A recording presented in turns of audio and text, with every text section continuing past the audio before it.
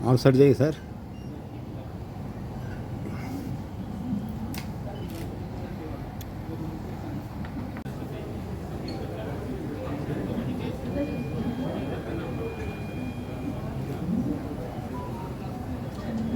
से हूँ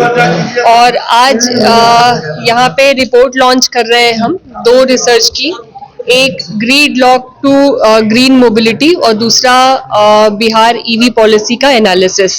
इन दोनों रिपोर्ट को यहाँ पे शेयर करने का उद्देश्य ये है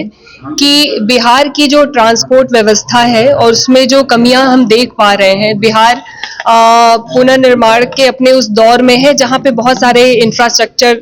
का डेवलपमेंट हो रहा है, बहुत सारे इंफ्रास्ट्रक्चर के डेवलपमेंट के लिए इन्वेस्टमेंट हो रहे हैं। तो ये वो मुफीद समय है जहां पे ये डिजाइन को समझा जाए कि कहाँ पे क्या कमियां हैं और उस कमियों को उसके शुरुआती दौर में ही डिजाइन के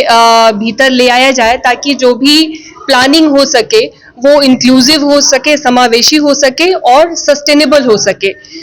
हमारा आंकड़ा लगातार ये हम देख रहे हैं और हमारा आंकड़ा भी ये कह रहा है कि सड़कों पर चलने वाली 4 व्हीलर में जो शेयर है वो बहुत मार्जिन शेयर है उन कम्युनिटी का जो पहले से ही पॉलिटिकली और सोशली एक्सक्लूडेड है, समाज से बाहर है। तो मुद्दा ये, और बिहार शुरुआत से ही सामाजिक क्रांति का क्षेत्र रहा है। ऐसे में सड़कों पे चढ़ने वाली गाड़ियां ये ना दिखाएं कि जिनके पास अफोर्ड जो कर सकते हैं वही गाड़ियां रख सकते हैं और सड़कों पे उनके लिए कोई स्पेस नहीं है जो अफोर्ड नहीं कर सकते हैं। तो ये पूरी कोशिश है इस रिपोर्ट की कि अभी की क्या व्यवस्था है उसको हम दर्शा पाएं और उनको अपॉर्चुनिटीज के तौर पे देख पाए उन कमियों को, क्योंकि बिहार के पास बहुत स्कोप है, बहुत स्पेस है। क्योंकि नए डेवलपमेंट में हम दिल्ली में जिस तरीके से कोशिश कर रहे हैं कि हम सारी चीजें खत्म करके फिर सुधारने की कोशिश कर रहे हैं, बिहार अभी शुरुआत कर रहा है। तो बिहार दिल्ली जैसी जगहों से वो लर्निंग ले सकता है कि हमें क्या नहीं करना चाहिए और अपने विकास को किस तरीके से आगे लेके जाना चाहिए, जहां पे डिसेबिलिटी लोगों के लिए भी जगह हो, जिनके ट्रांसपोर्ट का सिस्टम में उन लोगों के लिए भी जगह हो जो सामाजिक रूप से बहिष्कृत हैं या बहुत कमजोर तबके के हैं।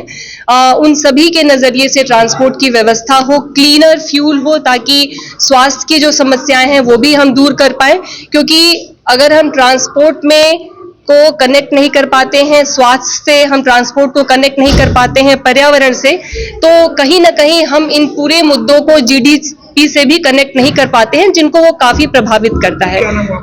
लिस्ट ऑर्गेनाइजेशन से हूँ। हम लोग क्लाइमेट एजेंडा और IIT BHU के साथ मिलकर ये रिपोर्ट किया है और जैसा कि एकता जी ने बताया कि इसमें हमने कोशिश की है कि आज के समय परिवहन की क्या समस्या है, क्या स्थिति है और उसको कैसे इंक्लूसिव बनाया जाए, सब लोगों के लिए अफोर्डेबल बनाया जाए और सेफ बनाया जाए। इसमें कुछ चीज़ें काफ़ी उजागर हुई हैं और वो ऐसी चीज़ें हैं जिनको अगर हम ऊपरी तौर पर देखते हैं तो हमें लगता है हम काफ़ी ज़्यादा प्रोग्रेस कर रहे हैं। जैसे हम इलेक्ट्रिफिकेशन ऑफ व्हीकल की बात करते हैं, ये कहते हैं कि अभी काफ़ी सारे व्हीकल इलेक्ट्रिक आ रहे हैं, लेकिन अब उस आने वाले इलेक्ट्रिक व्हीकल अगर पेट्रोल और डीजल की कंजम्पशन को कम नहीं कर पा रहे, अगर उन 2 व्हीलर की संख्या को कम नहीं कर पा रहे, 4 व्हीलर की संख्या को कम नहीं कर पा रहे, तो हमारे वायु प्रदूषण की समस्या समाधान नहीं होगी। हमारा जो लोगों को एक जगह से दूसरी जगह जाने के लिए जो सार्वजनिक परिवहन बस हो या फिर पैदल चलकर वो जा सके, साइकिल चला सके, वो समस्याएं समाधान नहीं है। तो इसलिए जरूरी है जब ये इलेक्ट्रिफिकेशन हो रहा है, एक तो वो पब्लिक ट्रांसपोर्ट की तरफ हो, बसेज ज्यादा आए रादर देन 2 व्हीलर के और 4 व्हीलर के। और दूसरा, जब हम ट्रांसपोर्ट की एक पूर्ण तौर पर बात करते हैं तो हमें जरूरत है कि जो पैदल चलने के रास्ते हैं, जो फुटपाथ हैं, जो साइकिल चलाने के लिए रास्ते हैं, वो बनाए जाएं, उनको सेफ बनाया जाए और उसको ऐसा बनाया जाए कि गर्मी में भी लोग उस पेड़ की छाया के साथ उनको बनाया जाए कि चल पाएं। और सारे जो लोग, लगभग 64% लोग, हमारी रिपोर्ट बताती है, एक सर्वे किया गया था 1000 लोगों का, उसमें बताते हैं 64% लोग आज भी ऐसे हैं जिनके पास ना तो कोई 2 व्हीलर है ना 4 व्हीलर है। इसका मतलब है वो लोग या तो पैदल चलते हैं या फिर पब्लिक ट्रांसपोर्टेशन या ऑटो रिक्शा, साइकिल रिक्शा का समाधान साथ लेते हैं, लेकिन वो बिल्कुल भी सेफ नहीं है। हमारा रोड बहुत कंजेस्टेड है और कोई अलग से डेडिकेटेड रास्ते नहीं। तो हमें जरूरत है कि अभी जब हम पटना शहर को डेवलप कर रहे हैं, मेट्रो स्टार्ट होने वाला है, मोबिलिटी के पैटर्न बदलेंगे, तो उस समय हम अपनी जो ट्रांसपोर्टेशन की व्यवस्था को इस तरीके से बनाए कि वो समावेशी हो, वो अफोर्डेबल हो, वो सेफ हो, और वो सिर्फ अलग अलग जेंडर के लिए ही नहीं, वो अलग अलग आय के तबके के लोगों के लिए हो, अलग अलग कास्ट से आने वाले लोगों के लिए हो, और बच्चों के लिए भी, बूढ़ों के लिए भी, जो विकलांग हैं उनके लिए भी हम ऐसी व्यवस्थाएं बनाए कि वो फुटपाथ पर सेफ तरीके से चल पाए। आज हमारे शहर में वो व्यवस्था नहीं है। तो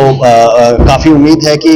इस रिपोर्ट से क्लाइमेट एजेंडा और सारे इस शहर के आप लोग जो मीडिया में है और कैंपेनिंग ऑर्गेनाइजेशन है, इस डेटा को यूज करके शायद एक बेहतर कल की तरफ बढ़ेंगे। सुनील दहिया, मेरा नाम सुनील दहिया है, और मैं एनवायरो कैटलिस्ट जो एक ऑर्गेनाइजेशन है जो डेटा और रिसर्च के ऊपर काम करता है, उसका संस्थापक हूँ।